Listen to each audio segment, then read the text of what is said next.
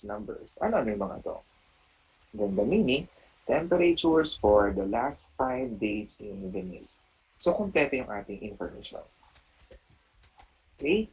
Next, SKBL10. So, first two letters is a type of garment. Second two number is the color. Last two number is the size. So, nagkaroon tayo ng information. Yan, pinantok na si Miss Julia. And then, so ano yung mga yun? Sorry po, Bigyan sir. natin pa ng, okay lang yun. Ako nga kayo, napakikab na hikab eh. Next is shop stock size. So, ito pala yung stock na meron tayo. And through that SKBL10, alam po natin na ang meaning pala nun is a black shirt with a size of 10. Okay? Question so far. Okay naman tayo.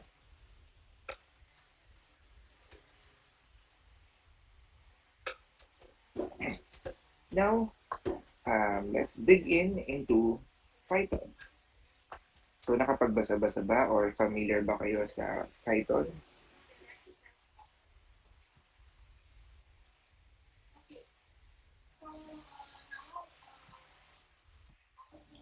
Last, let me know kung nagkakaroon kayo ng struggle, kung nagkakaroon kayo ng confusion, kung masyado ba mabilis. Para let me know, para walang may iwan sa laylayan. Okay? So, let's now proceed with the introduction of Python. So, what is Python? Python is a popular programming language. It was created by Guido van Rossum and released in 1991. By the way, Python is also a object-oriented programming, so that using Python is one of the most convenient programming language available in the market. Okay, kahit ako, among the programming languages na alam ko, Python yung pinakamadali. So, how lucky you are. So, it is used for web development, software development, in mathematics, and system scripting. What can Python do? Ano tayo dito Python ay, kung mapapansin nyo, ang logo din ng Python ay parang ahas. Right? Pero walang ahasan tayo dito walang ahasan dito, walang snake and ladder dito. Puro klase lang tayo dito. Okay, baka may matatamaan din sa inyo o hindi ko pinapatamaan na porket Python ay ahas na, di ba? So, Python can use on a server to create web applications. So, napakarami ng gumagamit ngayon ng Python in web applications or in web development. Python can be used in alongside software to create workflow. Python can connect database systems. Also, Python can be used in networking. So, why Python? It works on a different platform, so we can use Python in Windows operating system, in Mac, in Linux, in Raspberry Pi, etc. You know Raspberry Pi? Yes, sir. Mm-hmm. Maganda yung Raspberry Pi, pero syempre, limited pa din yung kanyang mga capabilities, pero it can work as a regular computer. Python has a similar syntax, similar to English language. So, ang good thing about the Python is that hindi komplikado yung syntax niya compare with C# and Java. Kung nakapag-gano'n na kayo, sobrang hirap nun. But here in Python, sobrang dali ng syntax. So Python runs on an interpreter system, meaning that code can be executed as soon as it is written. This means that prototyping can be very quick. Ang dami namang sinabi nito.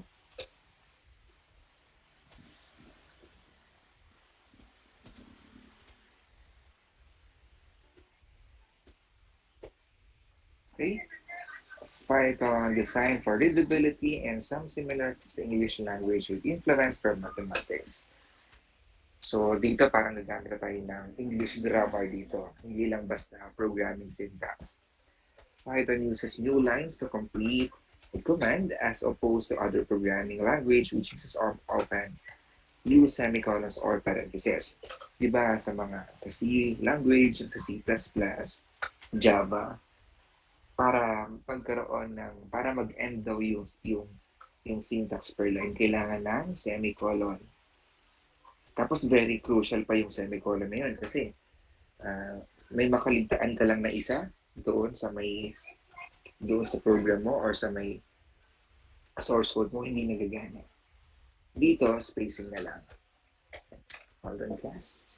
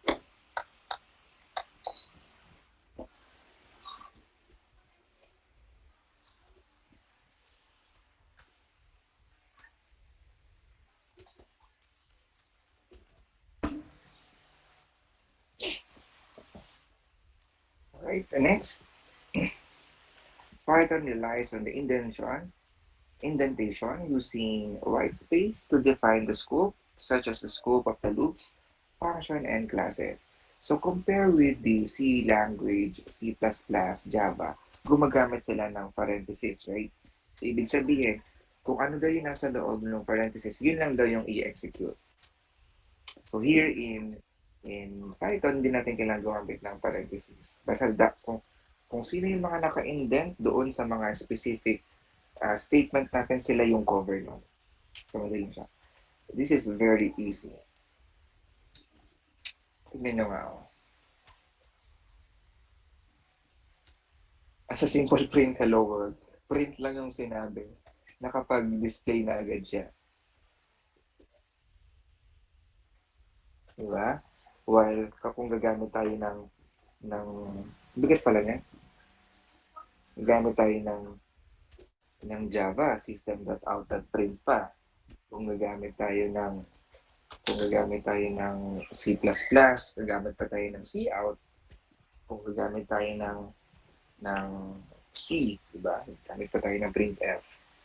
Here in Python, print lang. Print hello world lang. Okay?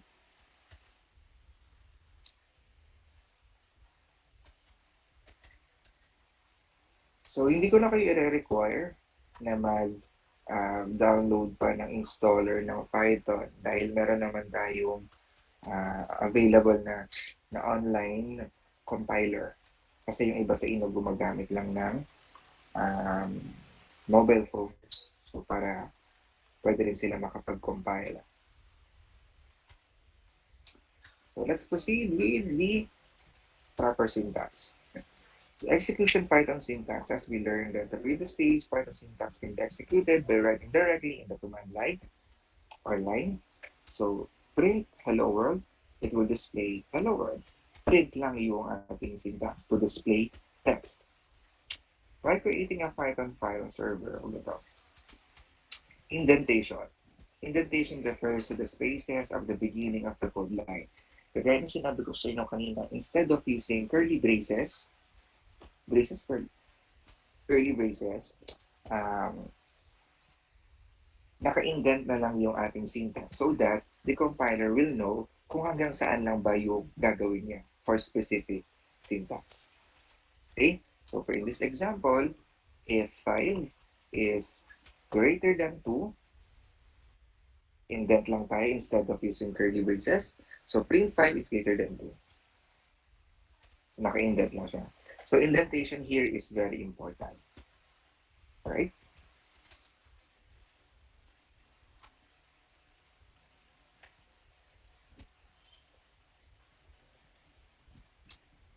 The number of spaces,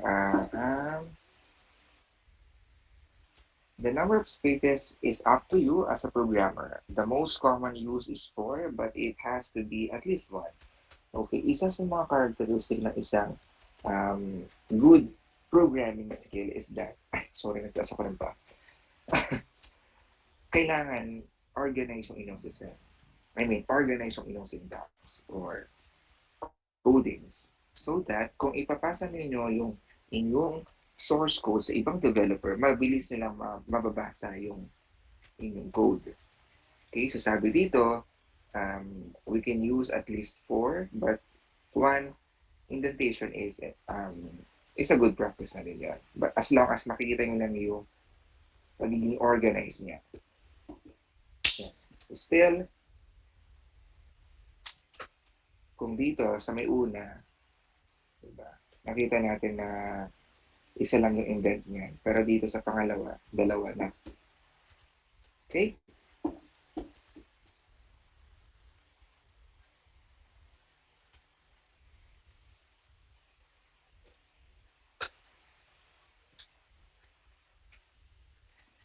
Nag-variables na agad.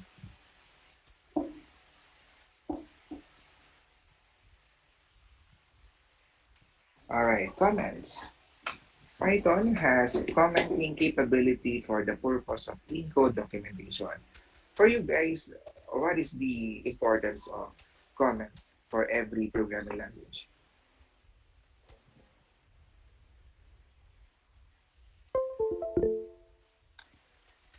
Yes, Lerwin.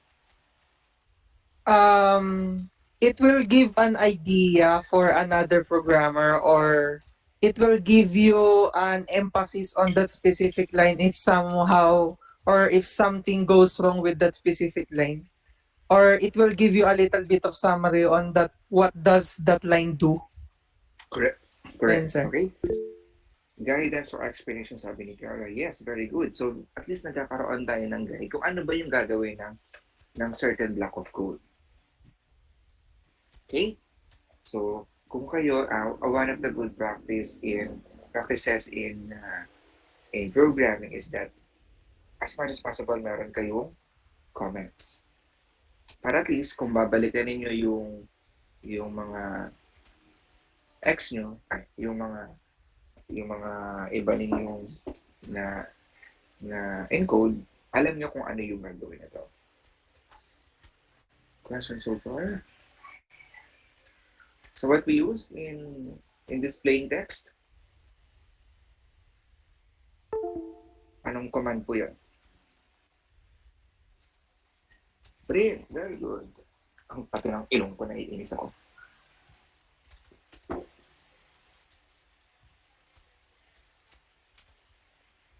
Okay, so comments can be used to explain Python code, can be used to make the code more readable. Yeah, readable. Comments can be used to prevent execution when testing code.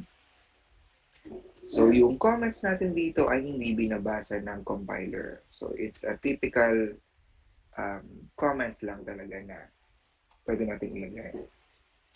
So gagamit lang po tayo ng sharp symbol or yung hashtag symbol so that the compiler will know that this line is a comment. This is a comment. I think kung kukunin, alam ko.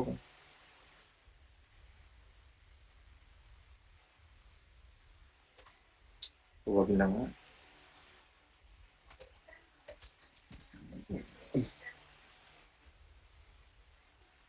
May question po ba tayo sa comments?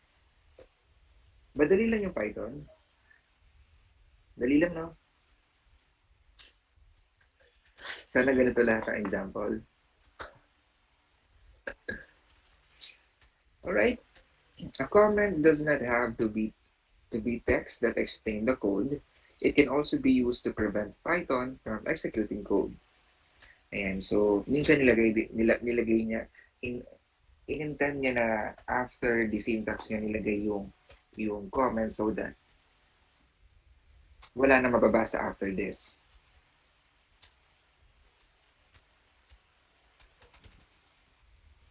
So another example, this is a comment written in more than just one line.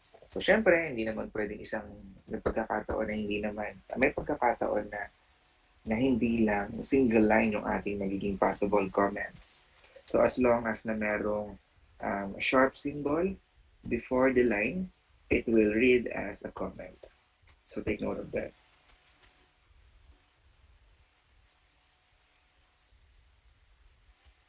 Okay? Also, since Python will ignore strings literal that are not assigned to a variable, you can add multiple strings, triple quotes in your code, and place your comment inside there.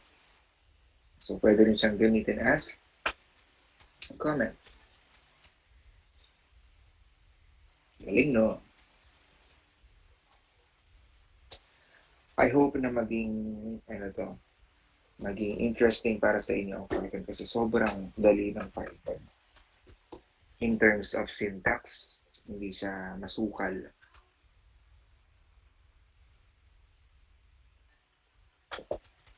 Pa-press 1 naman po sa mga nakakasunod pa po dyan. Let me know kung gising pa po. Pa-press 1 po tayo.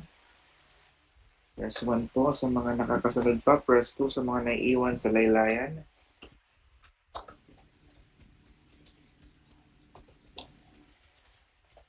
Great. So may nakasunod na 25. Yung remaining, nabili lang. Yung remaining, anong gana? Tulog na? Now, variables. On your own understanding, what is a variable?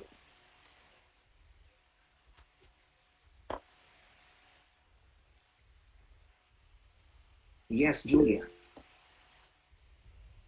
Variables serve as a parang representation for either a number or ano po, other data types po.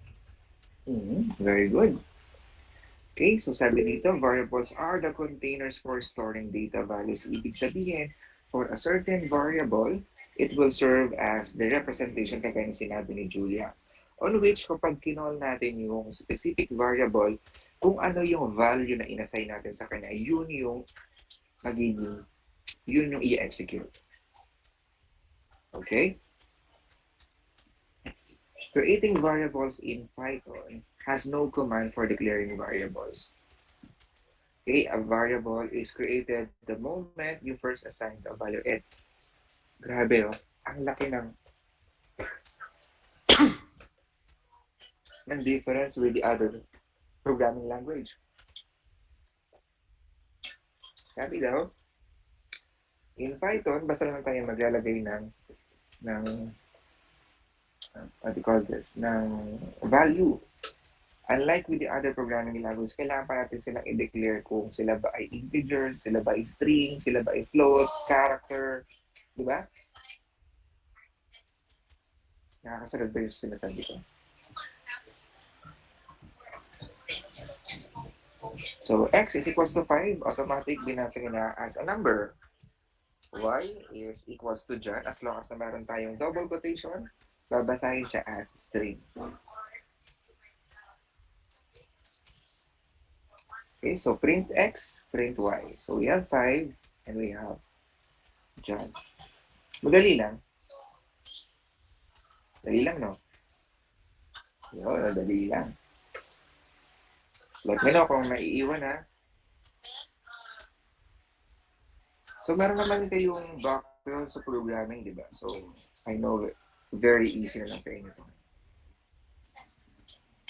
So, x is type integer, but then hindi na natin kailangan pang i-declared as int. Int x is equals to 4. Hindi na tayo na gano'n, di ba?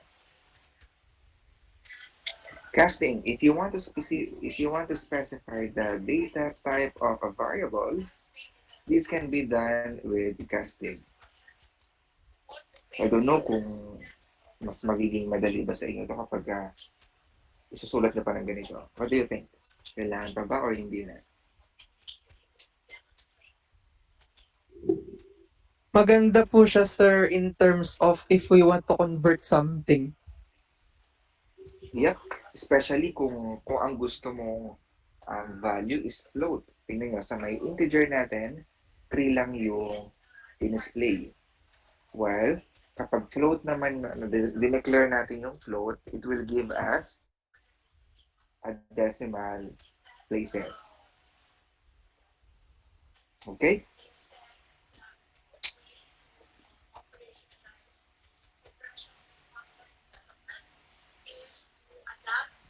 Yan.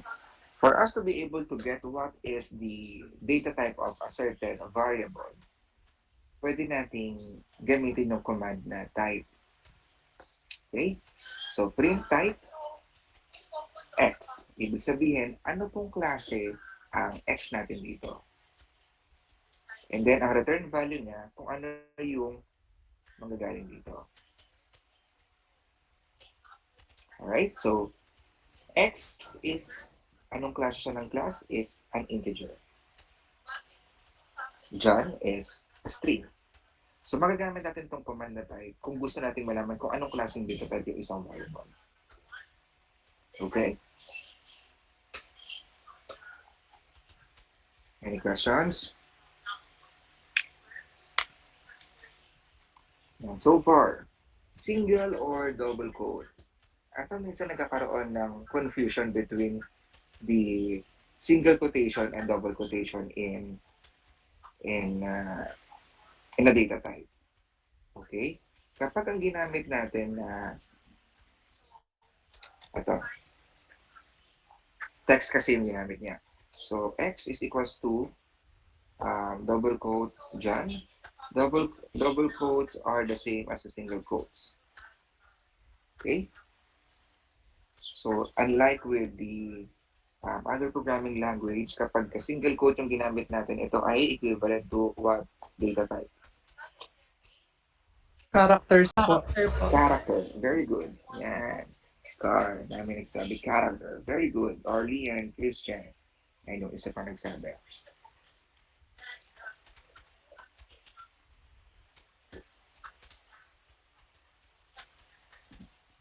Alright. Python is also a case sensitive. Alright, ibig sabihin, lowercase a and uppercase a is different. So we have small letter a and big letter a here. But then, magkaiba sila na value. Okay, so case sensitive ang ating Python. Python variable names. A variable can have a short name like X and Y, or a more descriptive name, age, car name, total volume, rules for Python. Okay, so these are the rules of when declaring a name in Python. Uy, buti pa si Julie nagre-recess na. Sana all nagre-recess na. Ayun. Sorry po, sir. Bawal po ba? Okay lang. Okay lang. Okay lang. Meron nga Sir, dito, baka gusto niyo po. meron nga ditong mangga, oh, nakakain sa harapan ko. Gutom na rin pala kayo ng ganitong oras. Kala ko ako lang. Ayan. So, rules for, okay lang kumain, okay lang magkape, okay lang naglalaba kayo, okay lang namamalansya, okay lang sa akin yan. Basta maging attentive lang kayo. Okay? So, rules for Python variables. A variable name must start with a letter or underscore character. Right? A variable name cannot start with a number. So, yun lang, wag mag-i-start ng number. A variable name can only contain alphanumeric characters and underscore and number. So, bawal gumamit ng mga special characters na hindi nabanggit, such as asterisk, ampersand, slash. Variable names are case sensitive. So, kagaya na nagbanggit kanina, small letters are different with the bigger ones. So, ito po yung mga example natin na pagbibigay ng variable name. Okay, so may tinatawag tayo reserved words, right? What is a reserved word?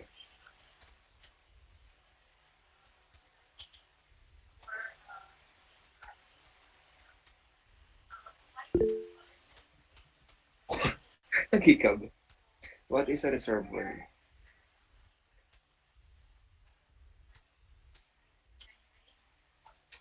Yes, Julia.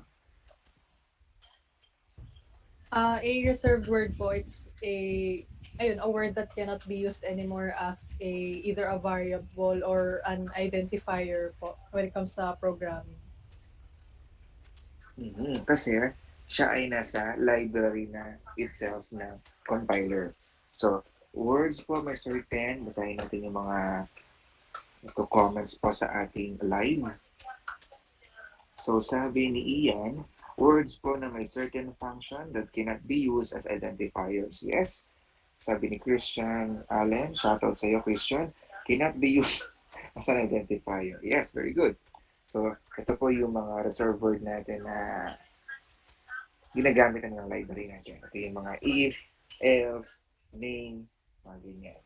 Na array, yung mga typical na ginagamit na ng compiler. So, dati hindi naman magkakaroon ng confusion with the compiler.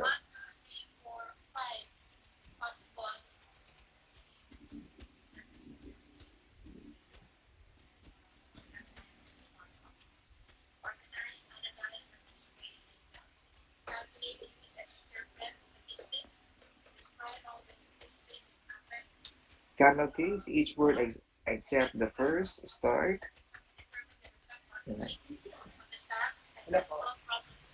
Starts with the capital letter.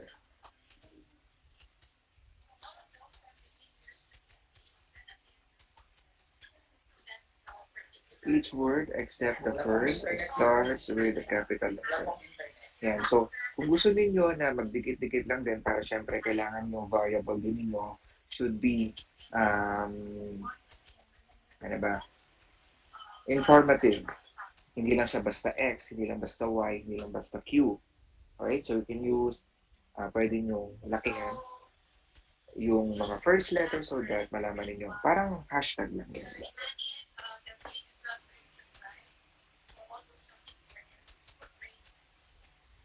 Pascal case, each word start with a capital letter. Snake case, ay, bakit ito kayo magaling sa mga snake, ha? Lalagyan natin ng underscore. So, it's up to you kung saan kayo mas magiging comfortable sa pag-create niyo ng variable names. Alright? Question so far? Madali lang ba si Python? Nakasunod? Madali lang, no?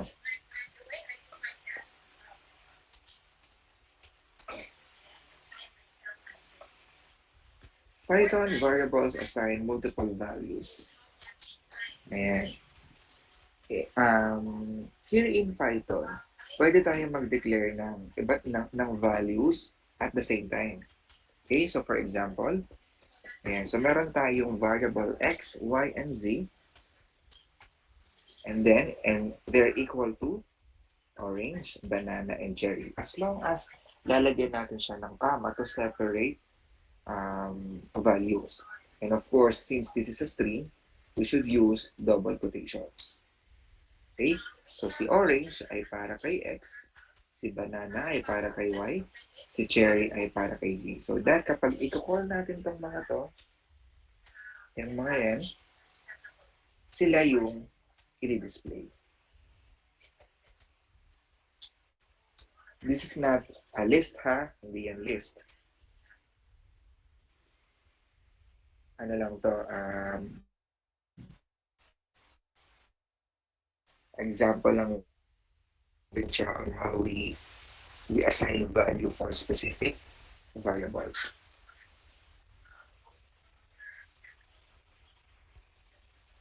One value to multiple variables. Ayan.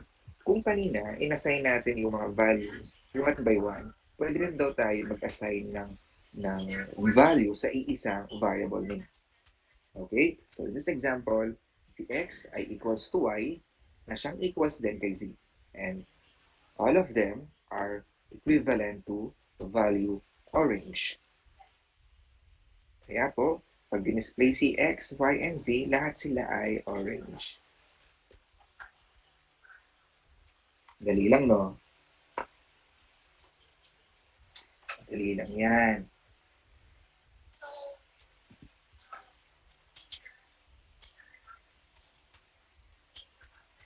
Huwag na muna tayo mag-list.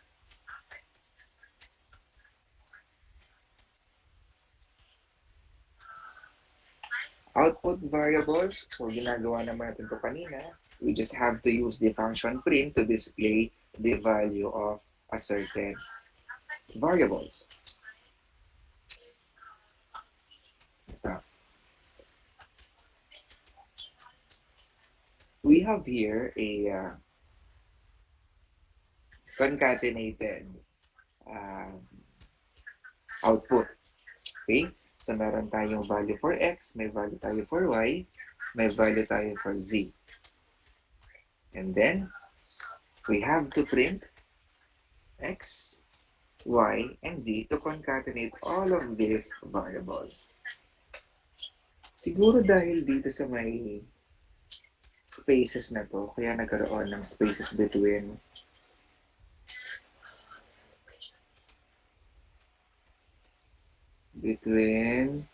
the values. So let's try this.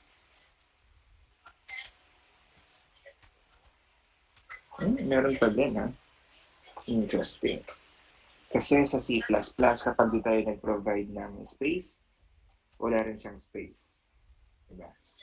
So good thing about Python, we don't need to put spaces. So i-display niya na yung concatenated values na i-call out natin. Then of course, kung kulang ng isa to, isa. Kung kulang ng isa, say,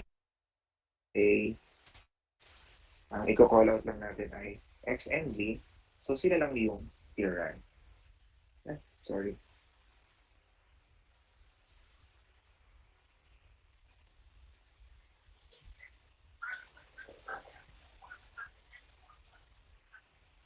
Wow, hirap na hirap ha. Ang tagal mag-load ha. So Python, awesome. Okay, madali lang.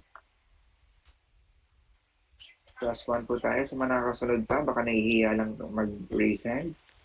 Come on. Plus 1 po tayo. 1 paper 5. 8 lang. Nabilang agad.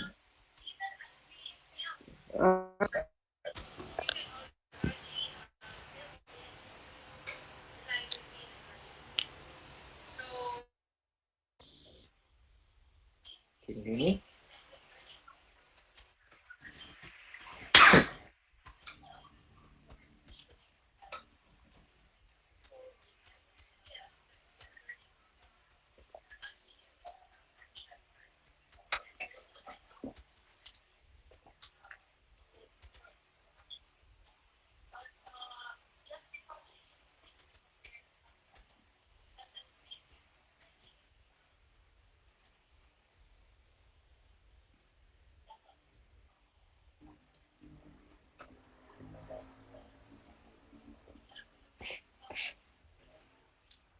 Buti naman nakakasunod pa ang lahat.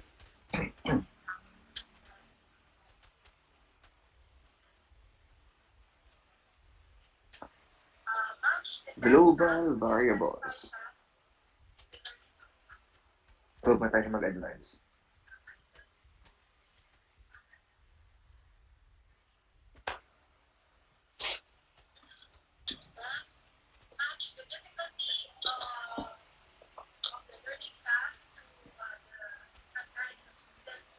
Okay.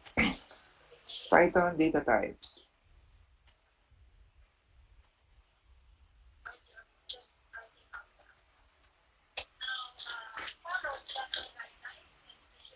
So, in Python data types, we have built-in data types. Okay, in text type, no, same thing with the other programming language. We use str, numeric types. Meron tayong int, float, and complex. In sequence, meron tayong list, tuple, and range. Mapping, set types, boolean, binary, and non-type. So I think familiar naman tayong lahat when we say data types. So here in Python, we can assign a value to a variable like this. We don't need to specify which data types, kung ano yung de-declare natin. Okay, so x, we can declare it as simple as hello world. So, ibig sabihin, yung value ito ni x, ang laman niya, pag kinall out natin siya, will be hello world.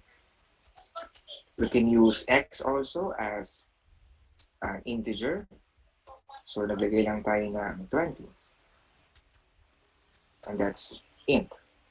Kung kailangan natin mag-provide ng with decimal places, paggamit tayo ng data type na float. And so on. Numbers.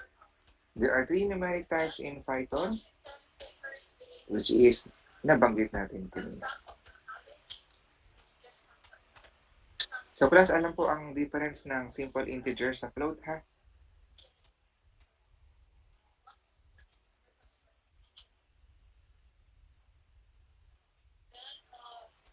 Kuha ba? Casting. Ito yung pagde-declare natin ng ng ng data type kung gusto natin i-manual ang casting ng ating data types. Strings. Strings in Python are surrounded by either a single quotation mark or double quotation mark. So, as long as na mayroong single or double quotation ng isang text, it should be read as string. Okay? So, wag po tayo malilito doon. And by the function print, open and close parentheses, kung ano po yung nasa loob nun, will be displayed. So, assign string to a variable, nagawa natin siya kanina. So, we have variable name A, and that is equivalent to value. Equivalent to hello.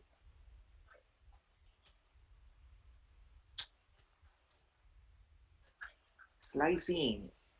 Ito yung isa sa mga magaganda sa Python. Meron tayong tinatawag na slicing function. You can return yes po sa manok. May sinasabi ba yung manok? Uy, hindi na si Just Tony. Parang late ata si Just Tony kanina. Kadarating mo lang, Just Tony. Ikaw ba yung may manok kanina? Nakamute ka ata.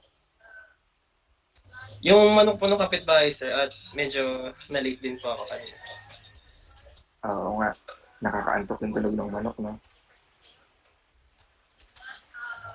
Hindi, sir. Sure. Nakakasunod ba? Nakakasunod naman ba kahit late? Yes po, sir, nakasunod po. Okay. Sige. Now, slicing. You can return a range of a character by using the slice syntax. Specify the start index and the index separated by a colon to return the part of the string. So for example,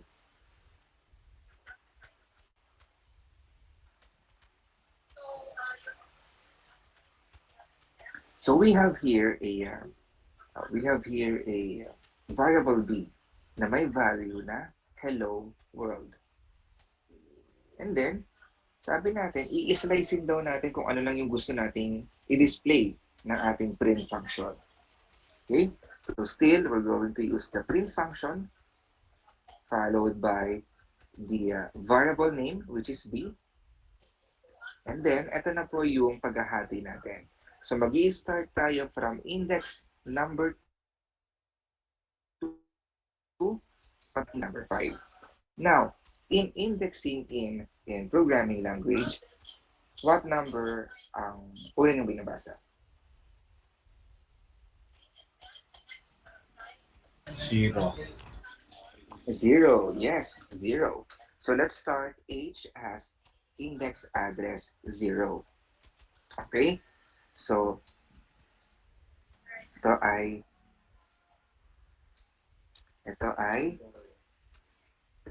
index address 0. Ay, nawala.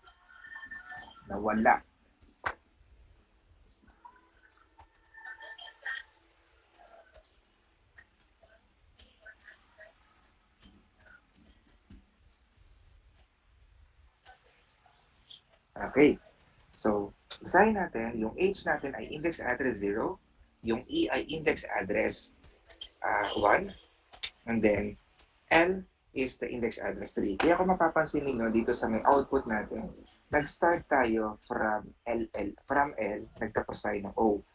So, H, 0, E is 1, L is 2. Kasi 2 yung starting point natin. Okay? And then, L is 3, 4, so L, L, O. Okay? Galing, no?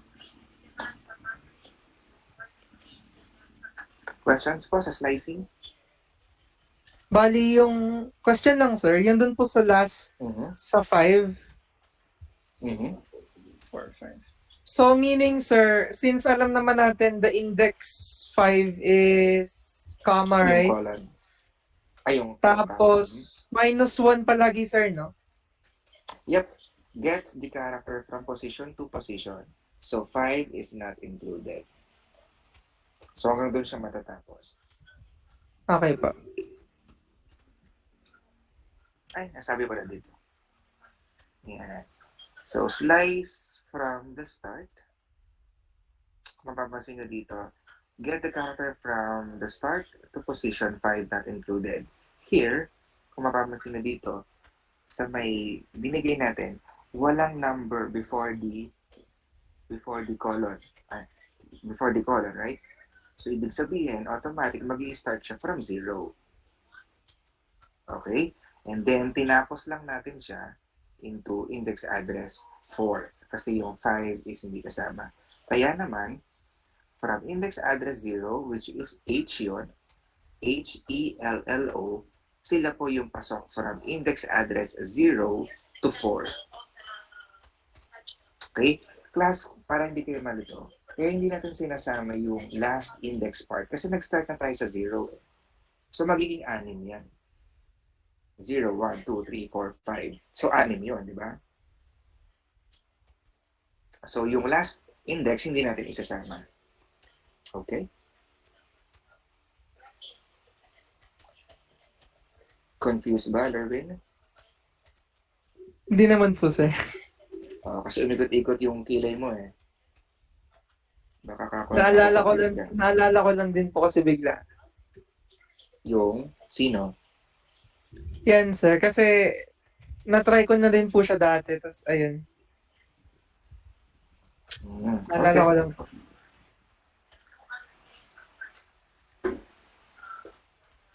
Slice to end. Kung kanina, hindi tayo naglagay ng number before the colon so that ang babasahin na agad ay index address 0, di ba?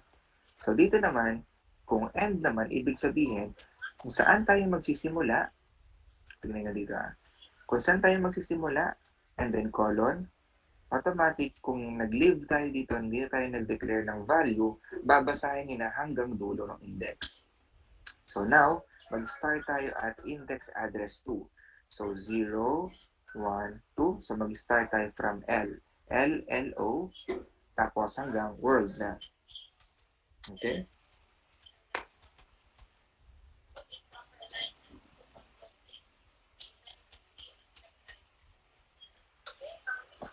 Alam ko may ginawa ako dati.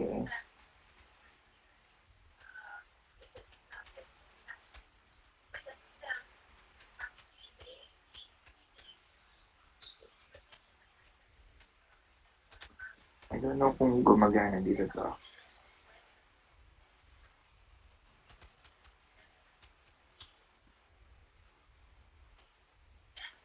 Less than 5.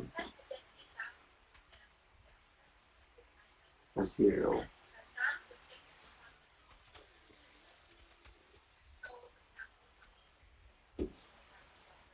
Wala, hindi siya gumagana dito.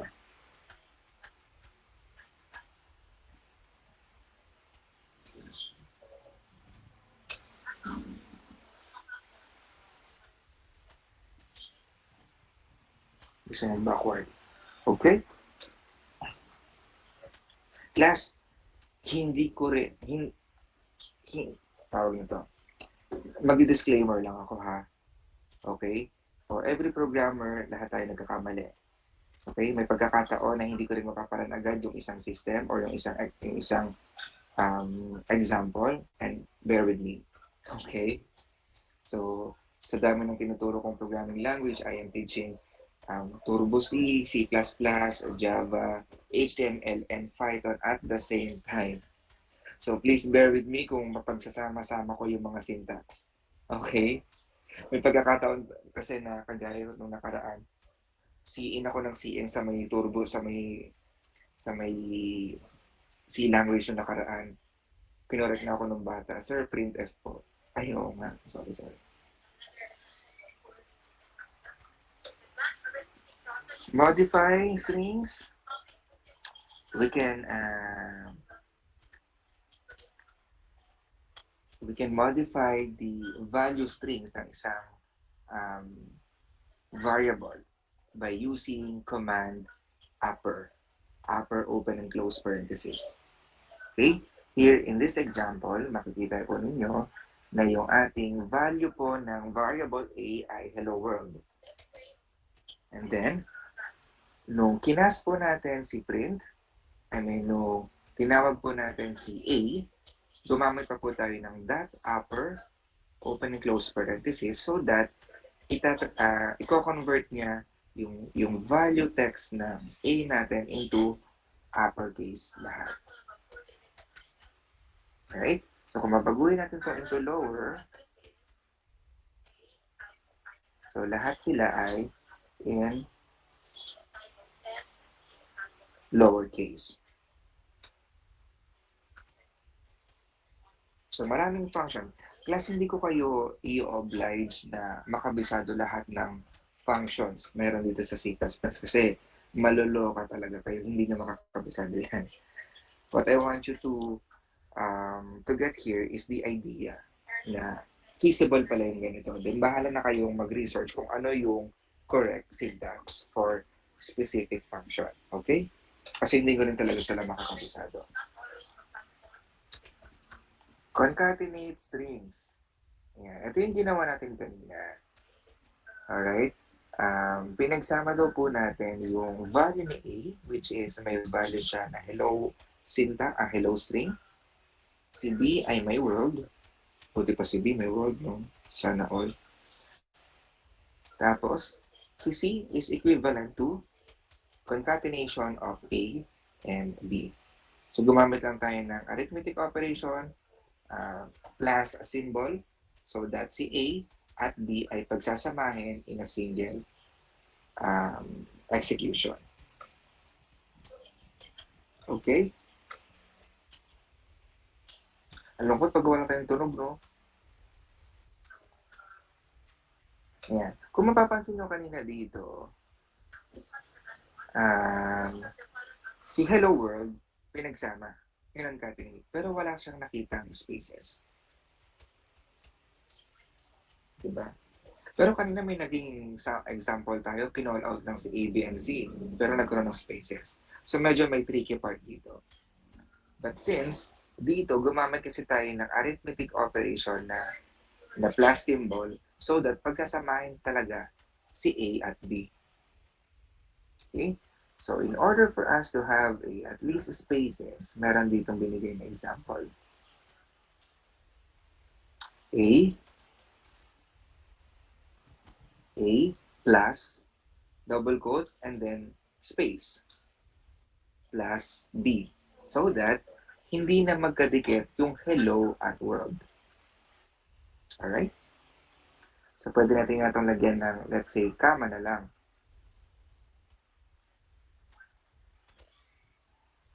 So we have now, hello, comma, space world. Kasi makikita nyo dito, ipinakita din dito yung comma and space. Alright? Press 1 po tayo sa mga nakakasunod pa. Press 2 sa mga nalilito. Let me know kung meron tayong, kung may naiiwan sa laylayan.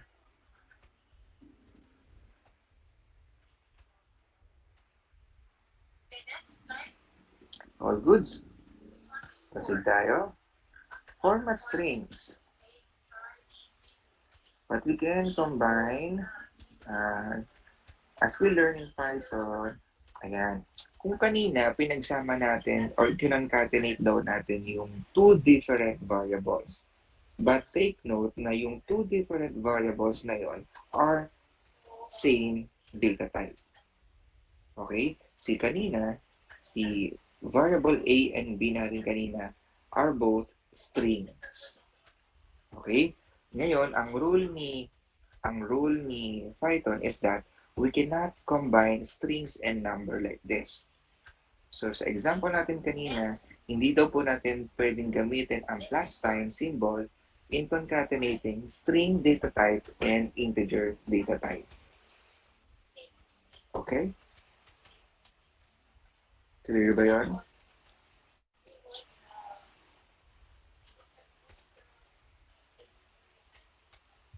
Clear po. Great.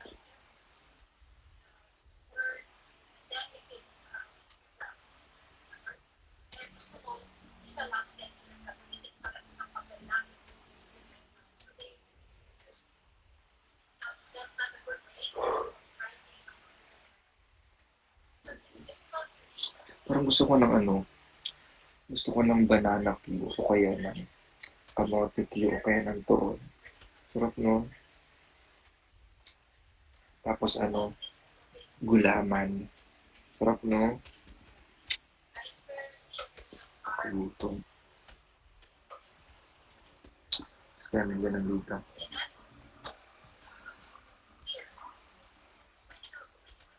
Okay, escape characters. Ayan. Meron din tayong function dito kay Python na kung tawagin na escape characters. To insert characters that are illegal in string, use an escape character. An escape character is a backslash followed by the character you want to insert. Okay, may pagkakataon kasi na gumagamit tayo ng quotations. Diba? Eh kaso si quotation ay pasok sa library ng compiler. Di ba? Kasi we are using double quotation for strings, right? At paano kung gusto natin mag-display ng quotation sa isang string? Kaya gagamit po tayo ng backslash. Ayan. So, backslash before the um, single quote or double quotation. So that magagamit na natin yung quotation sa pagdi-display. Kita po ba? Ito, text, we are so-called Vikings from the North. So since gumamit tayo ng quotation na sa una at sa pangalawa, ito na yung babasahin ni compiler. But since kung di tayo maglalagay ng backslash, magkakaroon talaga tayo ng error. So in order for us to use a quotations inside our value, maglagay lang tayo ng backslash. Alright? Dali lang? Dali lang, no? Dali lang yan. Yan. So, ito po yung iba pang examples para magamit natin yung mga reserved letter or reserved word inside our compiler.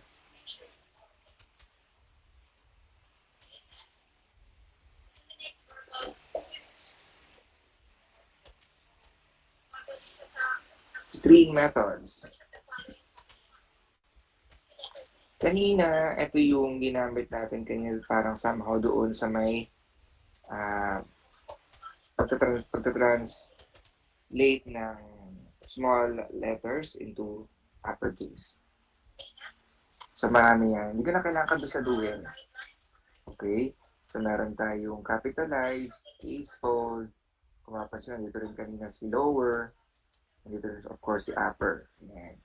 Hindi ko naman kailangan kabisaduhin. At least, malaman nyo lang kung ano yung mga functions na available dito sa ating string methods.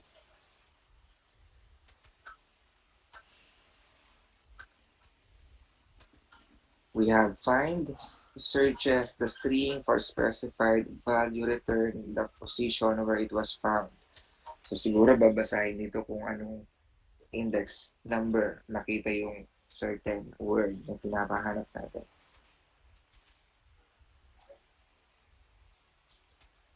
Okay, next is booleans. Boolean values in programming, you often need to know if an expression is true or false. So we are using Boolean function or expression para mag-return ng value si compiler ng either true or false. Kasi doon lang naman natin maka-communicate ang ating compiler, di ba? It only provides true or false value. Yes or no, 1 or 0.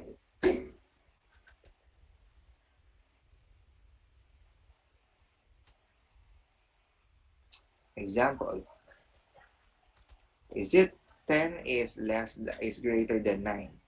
Then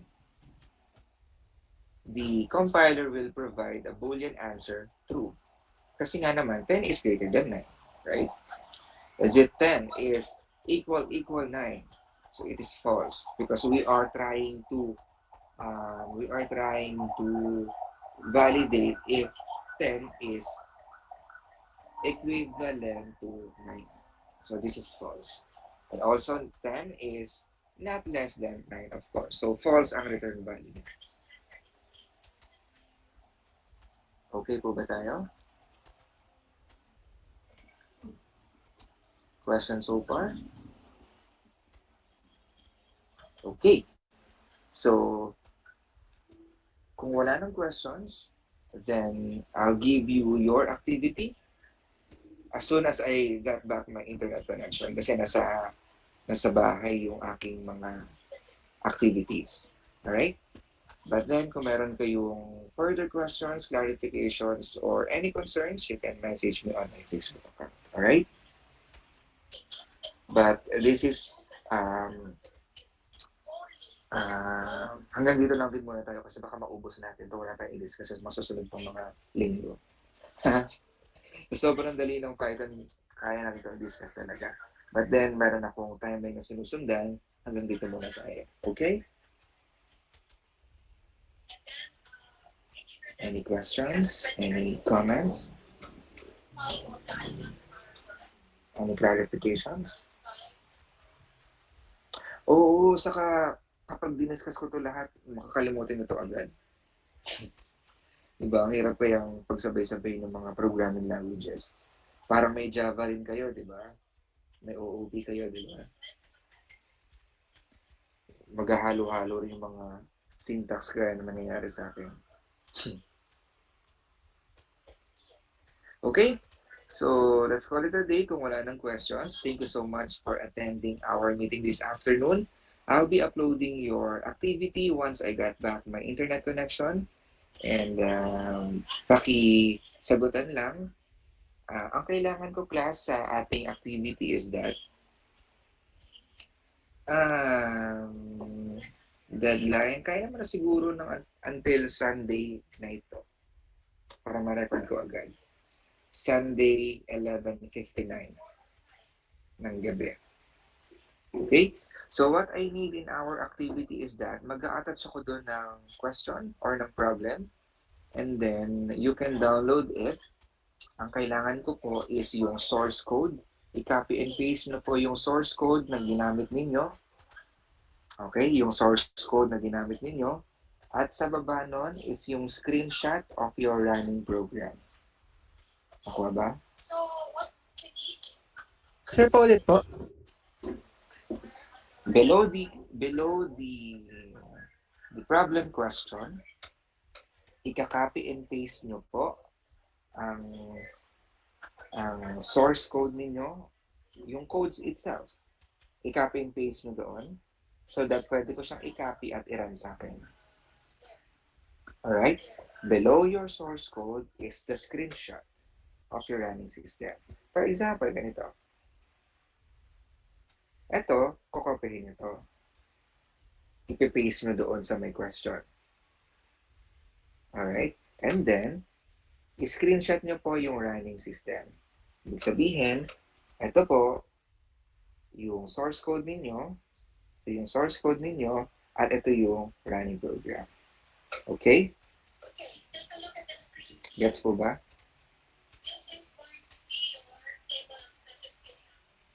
Any questions? And so far, okay, good. So, para makasave din kayo ng data, I know kung i-consume natin ng 5 hours, baka magkano na ang i-load ninyo. Okay? Kung wala nang questions, I'll see you again next Saturday, same time.